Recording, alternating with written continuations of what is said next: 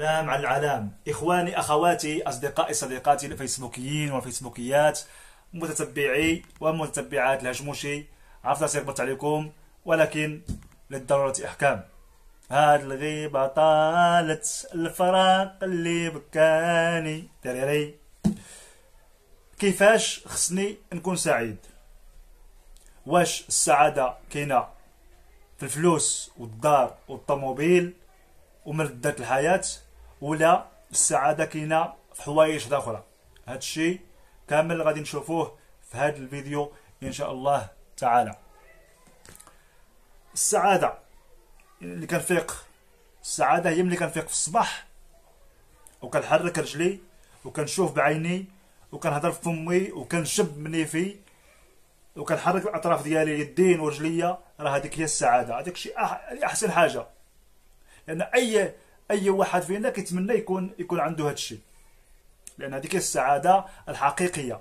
اما الفلوس والدار والطوموبيل يعني هذوك ملذات الحياه، هذوك الشيء ملذات الحياه وما كيجيبولكش السعاده. عمر الفلوس، شحال من واحد دابا عندنا عنده يعني تحرك ما يتم بحال اللي كنقولوا بالدارجه ديالنا، ولكنها غير السعاده. ملي كتسولو كتقول له كي داير، كيقول لك وا شويه وصافي كذا. عنده تحرك ما يتم، الملاكات، كل شيء، الفلوس، الطوموبيلات، على اي حاجه حال عليها فمو كيلقاها، ولكنه اللي كتسول ولكن نفسيا ما مرتاحش، لانه ماشي سعيد. لانه علاش ماشي سعيد؟ لانه ما راضيش بداك الشيء اللي هذا، ما راضيش على نفسه وما راضيش على ديك الوضعيه اللي فيه، واخا هو لاباس عليه. حنا مثلا كتلقى مثلا واحد فقير خدام بنهارو ب50 درهم ولا 40 درهم، يعني كينوض في الصباح كيمشي جاب شي الله هو هذاك ما جابش، ولكنه حامد الله وشاكرو وضاحك، ويعني هو يعني كتلقاه كاري وعليه الموضه والمراه حامله والغلا وما يعني والمشاكل ديال الدنيا والدين مجموعه عليه، ولكن ملي كتشوف له في وجهه مبتسم ضاحك ضارب الدنيا بركله، ما مسوقش هو للعالم الخارجي كاع.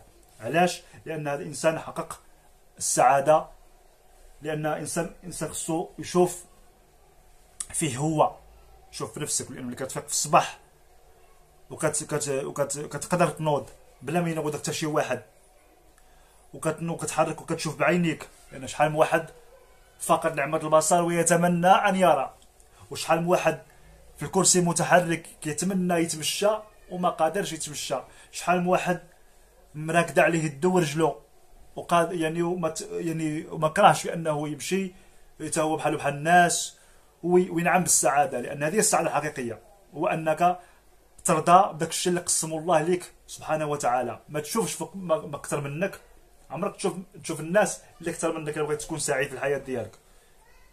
ديما شوف ما قل منك ترتاح، لان الا شتي اقل منك غادي ترتاح.